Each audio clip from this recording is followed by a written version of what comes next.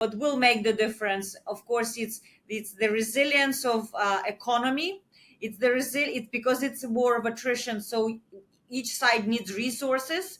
And when we see and hear recent news, not so about Russian economy actually experiencing serious resource shortages, and there's infighting now between different companies for orders, for resources, so that weakens the system. President Zelensky expressed immense gratitude for Western support. Now, that was after him attending the NATO conference. From a Ukrainian perspective, did the NATO conference or the NATO summit, was that seen as a success? And how do you think the discussion went between Vladimir Zelensky and Donald Trump this time? Did it repair what had gone wrong in that very famous discussion in the Oval Office in the White House? It's interesting. I think there were a lot of kind of fears about this NATO summit in Ukraine. It wasn't even sure whether Ukraine will be invited to attend. And not even possibly, people weren't even dreaming about the bilateral meeting between Zelensky and Trump. But I think it was the kind of smart diplomacy by Secretary Rutte to keep Trump reassured that it's a good moment for America, that that there is good news on defense spending, that it's something that he can claim as his victory. And in the end, he probably relaxed his position on Ukraine and agreed to this meeting. And in general, Ukraine being a special guest as a non-NATO member at the summit. So in Ukraine overall, this has been assessed as quite positive. One, people point to the fact that there is a specific reference of Russia as a long-term threat to NATO. And this is in line with what Ukraine, of course, experiences on the daily basis. It's a deadly threat to Ukraine. But also it means that there is an alignment between NATO and Ukraine on that specific front line. It's also very important for Ukraine whether, when you think about fortress NATO that is now trying to build, Poland is building defense lines, Estonia is training for possible, facing off Russian army, whether Ukraine is inside the fortress or Ukraine is outside the fortified walls of NATO. And I think the more time passes, the more NATO embraces that Ukraine is just one of the towers of the fortress. Such an important military infrastructure, the most combat-ready army, the most innovative technology that is right now developing tools to fight the war of the future. And the fact that NATO mentioned that it will, in its declaration again, account for spending of NATO member states that go for Ukraine as part of its defense spending. It means Ukraine is inside, and it means that that reassures people in Ukraine that at least European allies, if US, let's say, stops or refuses to provide military assistance, are there for Ukraine, and that they have the same threat perception, and that they want to counter this threat together with Kyiv. Yeah, well, I think everyone is recognizing that Ukraine is the forward defenses for NATO, whether it's inside or outside. It's still that forward defense and fighting the fight. But do you think NATO Secretary General Rutte was right, was clever, or was it just accidental when he referred to Donald Trump as daddy? And is Donald Trump in reality the daddy of NATO? Well, 50% of NATO is US, right? I mean, it's not just the president himself, it's also American capabilities, it's military, it's intelligence, it's satellites, there's lots of things, right? So I think he wanted to flatter it. I mean, I don't think it was accidental. I think that in a way, this is how US is perceived in NATO. This has always been the peace dividend that was provided for Europe was by America. And this is the shock that Europe is now experiencing. My fear is that they may be waking up too late for the shock. Because if you look at the defense spending commitments, all these 5% divided into different parts, but by 2035, I mean, what kind of world we will be living in 2035? It's probably the type of aerial bombardments we are seeing now, with combined use of ballistic missiles, bombs, and drones, will become a reality. And we do not have at the moment full protection from this. Nobody has. Ukraine is now designing it as it goes, mobile groups to take down drones. Is it working? For some time it's working, but then the enemy adapts and it's not working. So I think this is where America also understands the value of Ukraine. American defense industry, the drone startups, the Pentagon Innovation Fund. Believe me, they're all there looking at the future of electronic and digital warfare. And Ukraine is already experimenting with using AI. It's interesting, what a lot of people don't seem to realize is that all of the defense companies in the West are using Ukraine as the beta testing battleground for a lot of the new weapon systems that are coming out. In the same way that I suspect the Chinese are doing with the Russians and sending capabilities in just to test and see what they're like. But one thing that came out of the meeting before Zelensky went to The Hague here in London, when he met Prime Minister Starmer, there was an agreement of a joint venture to produce long range drones, the British Ukrainian long range drones. And I think this is the future, in a way, of Ukraine's victory, because Ukraine needs a technological advantage. Right now, there is this war of attrition because neither side has it. Russia is able to generate scale. It can produce a lot of Iranian drones. It can modernize it.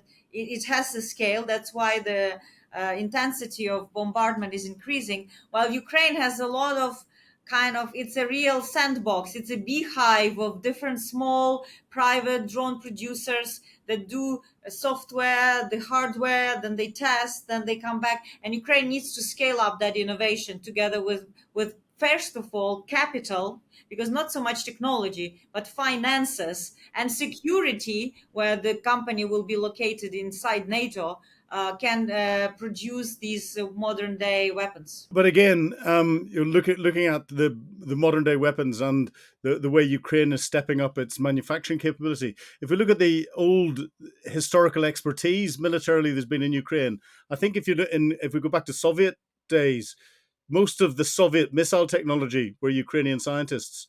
Most of the Soviet nuclear technology was provided by Ukrainian scientists. Many of the Soviet aircraft designs were provided by Ukrainian scientists, and many of the tank and armored vehicle designs were provided by Ukrainian scientists and technologists.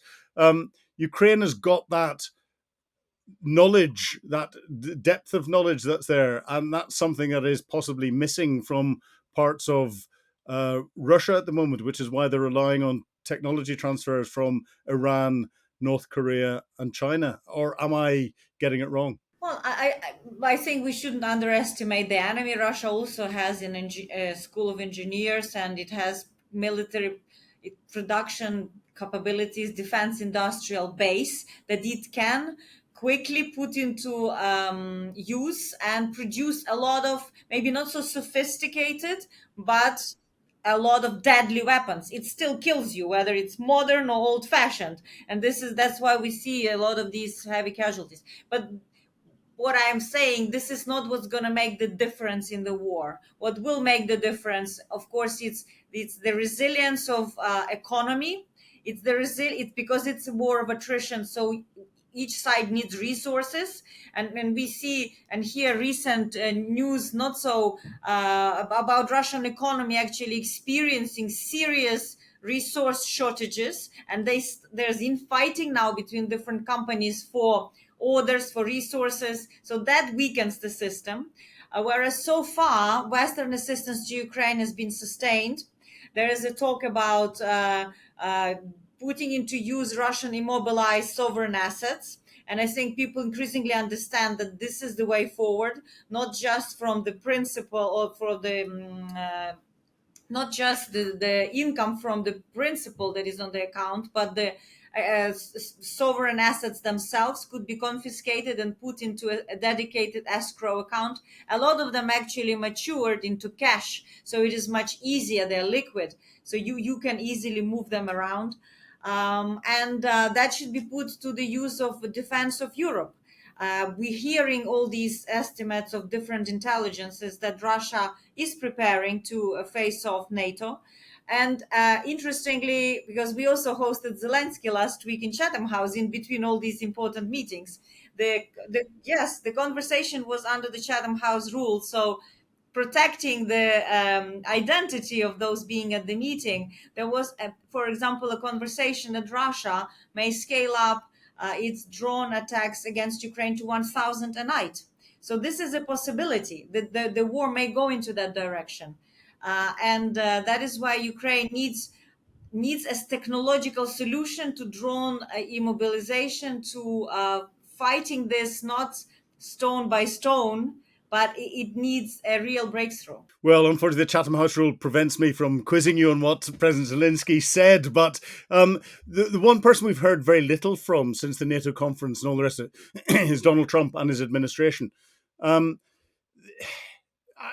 Over the weekend, the American administration seems to have eased some of its sanctions against Russian banks, but in very specific areas.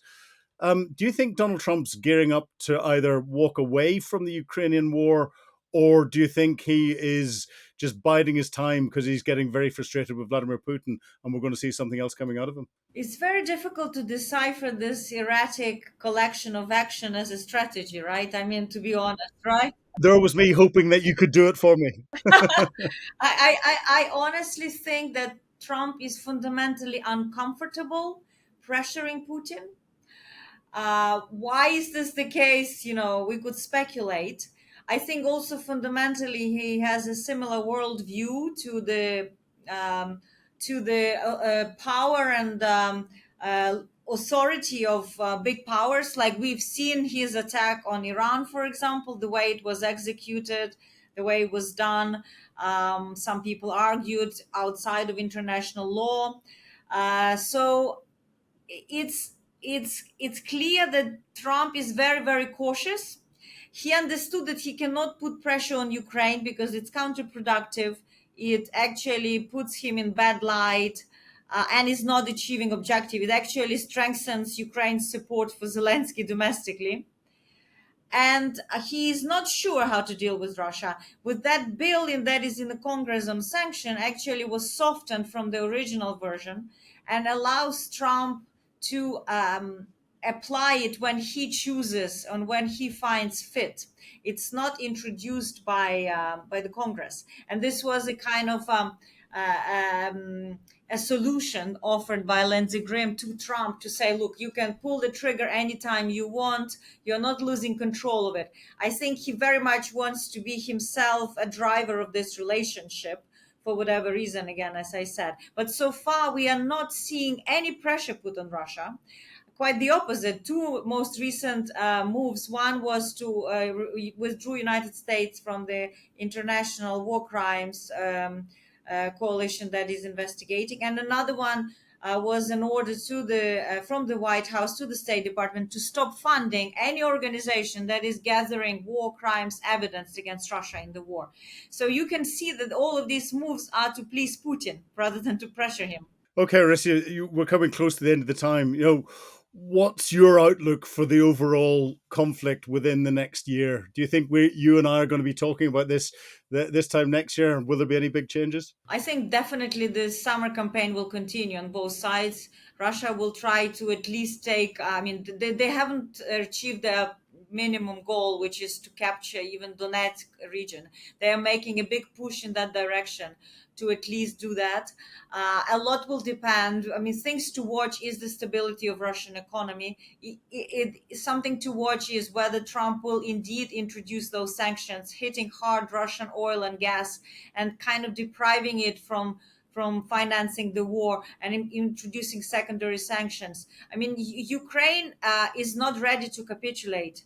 It's not an easy fight for Ukraine, but it's adapting, it's finding solutions, and it keeps the defense going. And I think maybe this is the most difficult year where there is this certain realignment of United States, and we're still hopeful that US will back the plan to defeat Russia in Ukraine.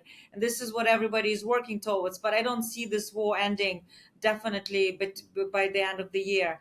don't think so. On that note, Orysia, that gives me an excuse to invite you back more times, which I would hope we had a position where I didn't have to invite you back, because that would mean there'd be peace. But Orysia, thank you for talking to me today on Frontline. It's been a real pleasure. Thank you very much, Philip. Good to be with you. You've been watching Frontline with me, Philip Ingram. If you'd like access to exclusive content, please subscribe to Times Radio membership and watch us on YouTube.